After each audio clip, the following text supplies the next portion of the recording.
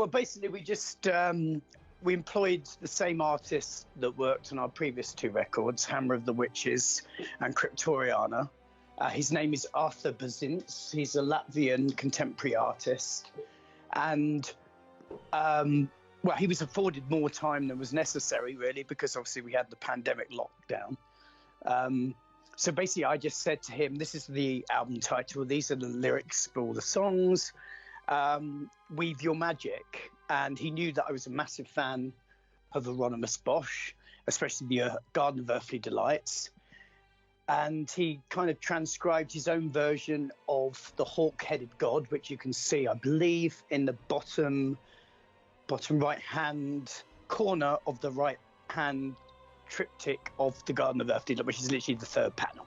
The third panel depicts humanity gone to hell, and it's all about symbolism, really. There's also in the background the Tower of Babel, which is the mythical tower that man was supposed to build toward God, which is all on fire, which is kind of symbolic of the way humanity has gone in its spirituality.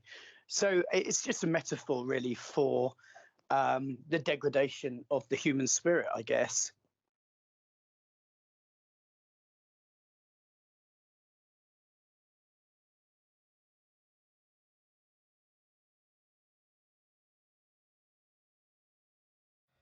Well, I mean, the message is that they just represent the songs that they pertain to. They were produced, directed by, Vicente Cordero, who is an amazing film producer, video director, etc., who works out of LA, but he flew to England during the pandemic, but not during the lockdown, but when they were able to travel. But he had to endure a 10-day isolation period just to do the two videos. And because our band are like kind of spread out, we've got two people from the Czech Republic and our bass player's from Scotland. So obviously we just wanted to do both of them when we had the availability of everybody. So we shot both of them back to back, like literally one day after the other. It was quite a mammoth undertaking because obviously we had a lot of people there. Everybody had to be, masked and following COVID protocols. But then both songs are very different from one another. And so we wanted to make the videos very different from one another. Like even the color schemes are vastly different. The themes of each song are very different.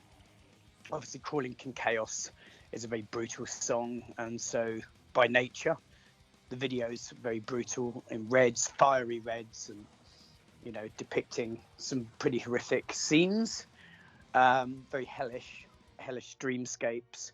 Whilst Necromantic Fantasies is more of a gothic love story in the vein of, well, you mentioned Del Toro, so maybe Del Toro or Pan's Labyrinth / like Nightbreed. And it's very muted, and I mean that's more of a story as opposed to the graphic imagery of Crawling King Chaos. But they were both very fun to film. We filmed everything bar the actors. All the actors were filmed when Vicente returned to the US. We're actually in the process of filming a third video. It probably won't be as luxurious as those two because it was due to be a lyric video, but I hate lyric videos, so I said no. let's do something that's like a lyric video, but not. So we're in the process of sorting that out, and that's for the track "How Many Tears to Nurture a Rose."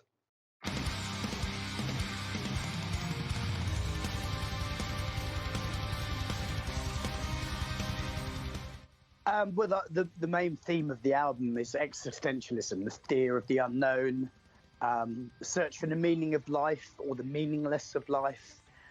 It seems a very bleak title. It seems very nihilistic, but actually there's a glimmer of hope, I think, contained therein, because it's actually saying that if there is no greater plan for mankind, we're just a product of circumstance and evolution, we are literally just floating on a rock in the middle of a vast cosmos of space, then if that is the case, then it kind of renders religion obsolete, because if there is no grand overarching plan for when we die, no nirvana, no heaven, etc., then it basically just says, well, whilst we're here in this very little time, let's do something worthwhile with our lives. Let's enjoy it with respect for the planet, etc., etc. So there's kind of a positive message in there, even though it does seem a trite negative. So yeah, the theme was existentialism, and that was derived really from being on tour for 3 years. And I mean, when I say 3 years, it was a span of 3 years, but it was a brutal tour schedule, and we went everywhere around the planet. And it's not something that just, I've got to think of something to do. It was something that was very organic in its process, like the thought process. I felt a sense of suffocation in some of these places, because obviously we're playing big cities. That's what you do when you're in a band. And especially South America, I got an overwhelming sense of overpopulation and just the frailty of humanity, and I guess that's where it came from. And bearing in mind the last 2 records, I mean, Hammer of the Witches, was medieval in context, and then Cryptoriana was obviously about the Victorian age and its affiliation and infatuation with the occult and spiritualism, etc., etc. Then it only seemed right that this album should have a little bit more of a modern context. Obviously, with the lyricism, it's all very neoclassical anyway, so I'm not talking about skyscrapers or sports cars or anything too modern, but you get it in context. Just like the album cover, it's symbolic and reminiscent.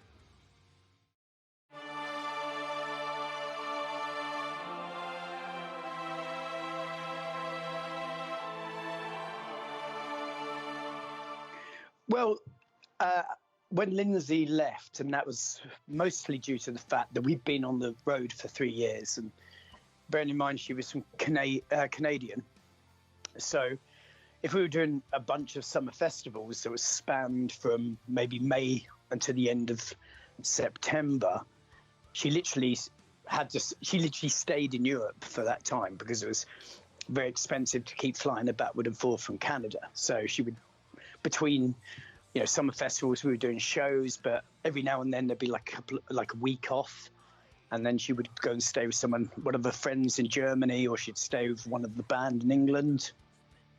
So I guess psychologically she was a little bit overwrought by the whole scenario.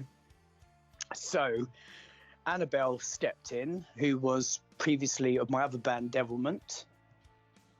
And I knew Annabelle was a worthy successor. She's very talented. She's got a great voice. She's very much into this music.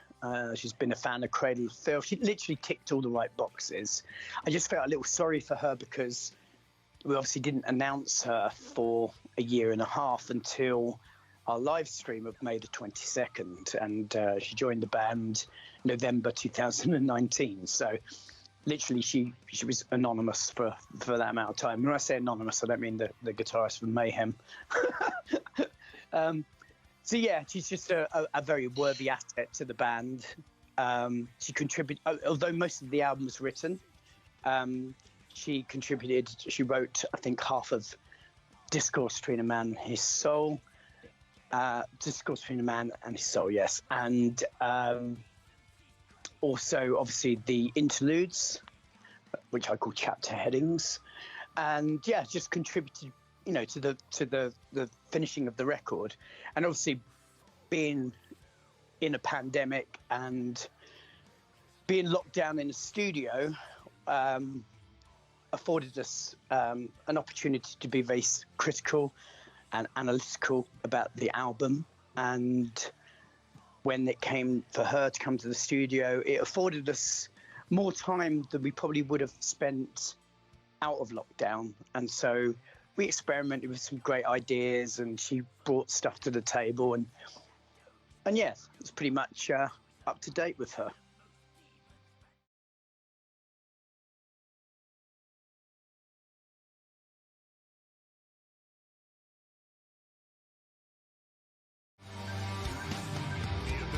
Sustain life on Earth is shrinking in perfect unison with rising population. Soon, half of all species will be lost to climate change and ecological collapse due to human activity. Thus, we either reduce our race voluntarily, or nature will do it for us. And she will be fucking brutal. Well, I think this is the 5th or 6th time we've worked with Doug Bradley. Although this time wasn't in the flesh. Obviously, we were in lockdown again, so everything was done remotely. He was in Pittsburgh, where he now lives with his girlfriend. And yeah, we did it over like a Zoom call. And it's not very taxing, not very hard to direct Doug Bradley, because he's just an expert at what he does. So basically, he nailed everything within about 10 minutes, and then spent the rest of the time talking about politics. But yeah, it's always great working with Doug. I love him to bits. He's just a larger-than-life character, literally, on and off screen.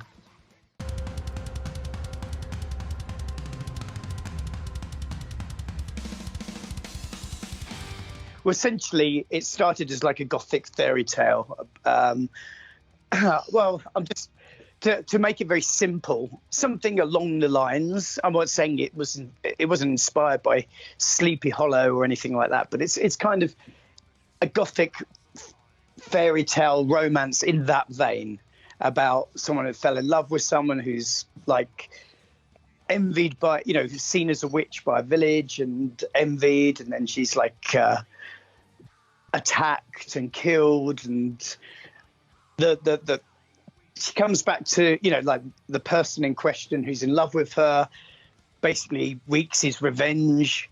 She comes back. Yeah, it's like the lyricism speaks for itself. And the reason why why I decided to make, because it's like a bonus track, but I don't see anything as being bonus. If you write something, you write something. And the reason it was an extra song is because it didn't really fit into the concept of existence as futile, and something's got to be bonus. And we love all our songs equally, like a mother loves their children. So the reason we decided to do it, the reason why I thought it was a great idea to finish it this time, is because when the song was written or actually put forward by, I think Daniel, our bass player, wrote that track. I was like, wow, this really is reminiscent. It just had the same feel as the previous two songs. And I just thought, this is perfect. And so actually we had Doug Bradley come in to do the narrative, because obviously he did the narrative for the other two tracks, and we wanted to have some continuity. And then also he lends his voice to Suffer Our Dominion, because we wanted a very authoritative, slightly scary narrative for that, because it's really bringing home a very important message. And important messages are always delivered better by people who have that kind of authoritative nature. So it just worked out perfectly. And it was just something, it was an itch we wanted to scratch for a little while, because we're like, I didn't actually finish the trilogy. I always meant to write a third part for it. And I think it was about the right time to do it, honestly.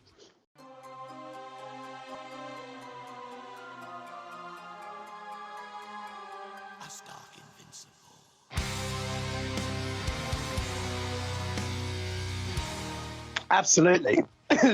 I know you mentioned lots of different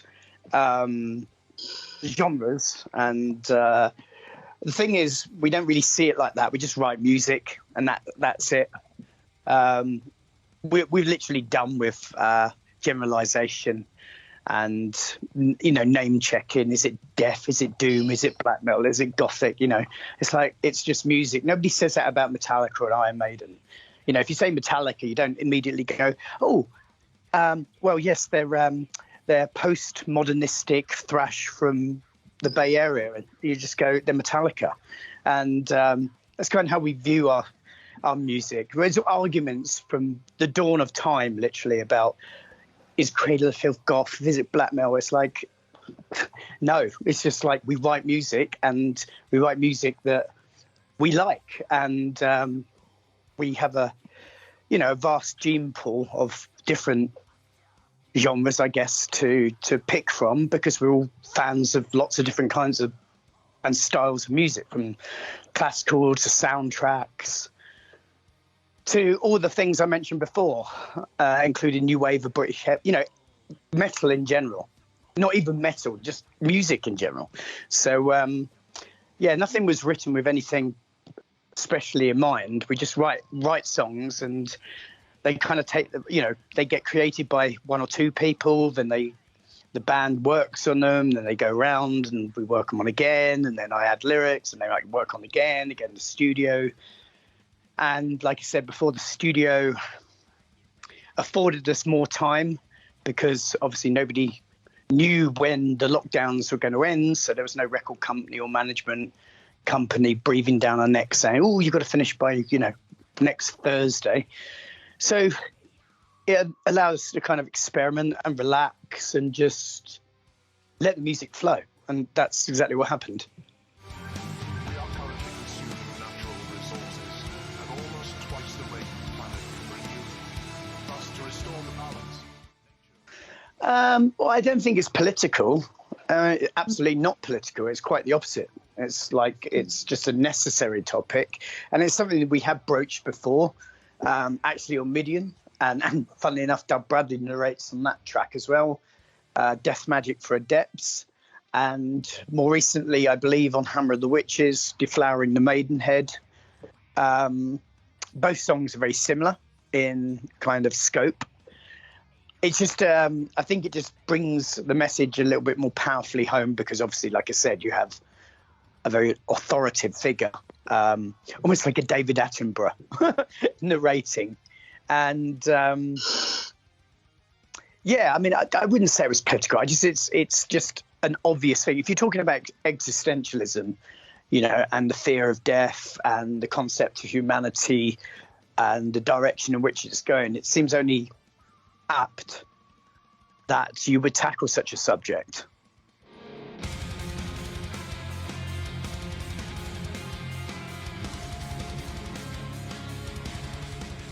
Well, the album was written before the pandemic. The drums, fortunately, were recorded before any lockdown, which was obviously brilliant, because, as I said, our drummer's from the Czech Republic, so he wouldn't have been able to get over to record. And in fact, Ashok, who's also from the Czech Republic, didn't arrive in the studio until 5 months after Martin. But with the drums down, and with the fact that we demoed everything very extensively, I was able to carry on laying vocals down, regardless of whether guitars were down or not. So in that respect, it affected us, because we had to do things in strange orders, like, drums, vocals, and like bass and everything else was later on, when obviously the lockdowns lifted and when people were able to travel. It didn't affect the lyricism. It didn't affect the ideology of the album, because that was already cast in stone. But as I said before, I mean, maybe I'm wrong in saying this, but I actually enjoyed the pandemic at that point, because, as I said, it afforded us a lot of time. Well, not a lot of time, but more time than we usually would have. And me and the producer were literally working half days. Like, normally in a studio, you literally work 14, 16 hours a day. We were working like 6 hours a day. There was no rush. Everything was very relaxed. And as I said, it gave us the opportunity to be very critical. And there was one song, The Dying of the Embers, which literally didn't make the album, because It was, well, we had another a song which was which we'll leave to later, but maybe another record, maybe not at all. That was going to be in its place, but we kind of worked on it and juggled things around and rewrote the chorus, and it turned from like a song that I really didn't like to one of the best songs on the album. So that was one thing that the pandemic gave us.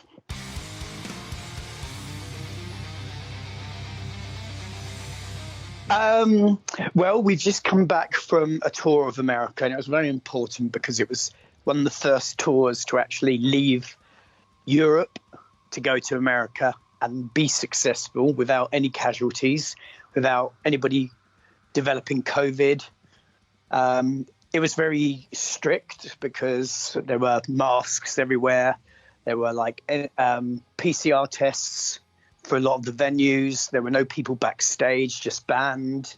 So we couldn't see friends. And we were very careful about what we did.